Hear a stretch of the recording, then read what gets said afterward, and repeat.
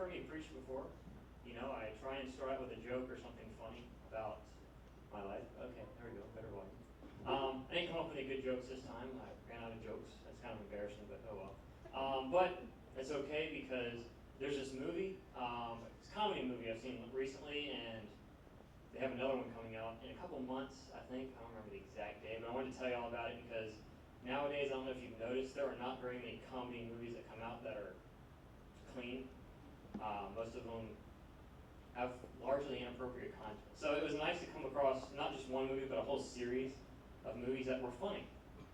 And since it's got a pretty good plot line, well, not a good plot line, it's different, but it's got a plot line. And if you're going to see the fifth one, you might want to see the fourth one, the first four. So I don't know, has anybody heard of these Twilight movies? Yeah, good comedies, right? They're not comedies. No? They're laughable, but not that way. Ah, that could be the problem. My sister got us into these. She wanted to see the first one.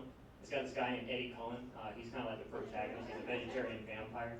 But my sister told us we should watch them, that we like it because there's a bad vampire's heads get ripped off. So my brother's like, okay, that sounds like a good plan. We watched it, and we were kind of disappointed because we went through like an hour and a half, and no vampires died, no heads ripped off. Got all the way to the end of the movie, and finally they ripped the vampire's head off. But it was still pretty funny.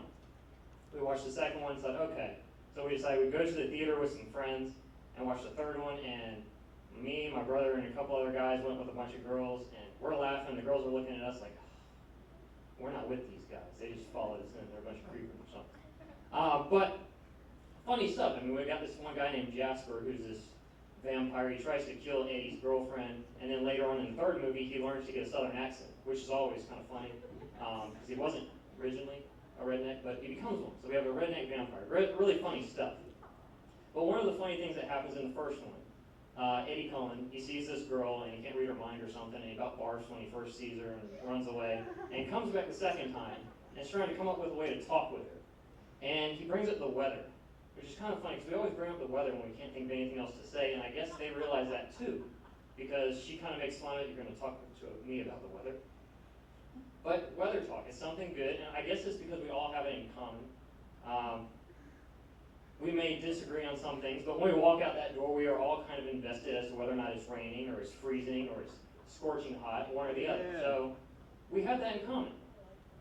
And it transcends more than just vampire-human relations. It goes even into the Bible. We have a weather conversation in the book of John. We got this guy named Nicodemus. He's a Pharisee. And he went to Jesus at night, and he did it at night because Jesus wasn't the most popular guy with the Pharisees, and Nicodemus had a reputation to maintain. So he went at night, but we'll get into that some other time. And he comes to Jesus and he says, all right, Jesus, we know you're from God because you couldn't do the stuff you're doing if God wasn't with him. That seems like a pretty honorable way to recognize or greet the Son of God. Now, I don't think Nicodemus knew quite who Jesus was at the time, but still, that's an honorable way to greet somebody. And Jesus responds in kind of an odd way. Nicodemus says, you're a great guy. And Jesus is like, well, you have to be born again. They don't quite match up. It's kind of like if you came up to me and was like, you must be a really good dancer because you couldn't do the moves you did unless you had a lot of practice, and I respond, hop on one foot and quack like a duck. They don't quite mesh. And I think Jesus is allowed to play with this a little bit, but he's working toward a purpose. And he comes to Nicodemus and says, you must be born again. And Nicodemus, he's a Pharisee, so he recognizes some of the stuff in the Bible is true, but it may not be literal. There's a truth behind the metaphor or the imagery, and he understands that. So he's like, okay, well, you don't mean I had to be going to my mother's womb, right? The right means he's pretty sure the answer is no. And Jesus goes, well, you know, flesh gives birth to flesh, spirit gives birth to spirit. And he looks at Nicodemus, and I guess Nicodemus has this kind of dumb look on his face like he doesn't get what's going on. So Jesus uses some weather talk to communicate the idea. He says, the wind blows where it wishes, and you hear the sound of it, but you do not know where it comes from, and you don't know where it is going. So is everyone who is born of the Spirit. So what Jesus is teaching Nicodemus, the teacher of the law, he's teaching him a little bit about the Holy Spirit. What is the Holy Spirit's function? What does it look like? And he's doing that through weather talk. Now, we've got to look at the metaphors. Metaphors are used to describe things that are too real to be described with words. It seems like a contradiction, but that some of the most real things we can't actually use concrete terms to describe. So he uses this metaphor, and you have to be careful when you use metaphors, when we look at metaphors 2,000 years later, to make sure we understand the context. There are some things we've made up in 2,000 years that we might bring to this that wasn't ever there. So you got to read carefully. And we got to look at this metaphor, the wind. He says the wind comes, you don't know where it comes, you don't know where it goes. That's how people born of the Spirit are. So let's play with this a second. The wind, do you know where it comes from? This is where you say no. No, you don't know where it comes from. Now, if you want to nitpick and try and be really, really smart, it's like, well, I know if it blows in my face, it's coming from this direction. Technically, yes, you know the wind was right here, and since it hit you right here, you're assuming it was here before. It's technically a guess. But before that, you don't know if it came in a straight line. You don't know if it looped-de-looped. You don't know if it swerved around. You don't know if it came from that way, came around, and came up front. You can't see it. Same thing. You don't know where it's going. You can infer, if it hit me here, it probably came here, and it's probably going there. But again, it's a guess. Even meteorologists nowadays don't know where the wind is. That Doppler radar thing they use to tell you the wind temperature, Doppler pulses out radar frequencies. They bounce off of particles in the air like dust or clouds or rain. They come back, and they tell us where the dust is. And the dust was here, now it's here, now it's here. It's moving this fast. And there's nothing in the sky that can push it except the wind. So we deduce, we infer the wind is going this fast and in this direction. The Doppler doesn't pick up the wind. It only picks up what is affected by the wind. And that is what Jesus is saying is the deal with people born of the Spirit.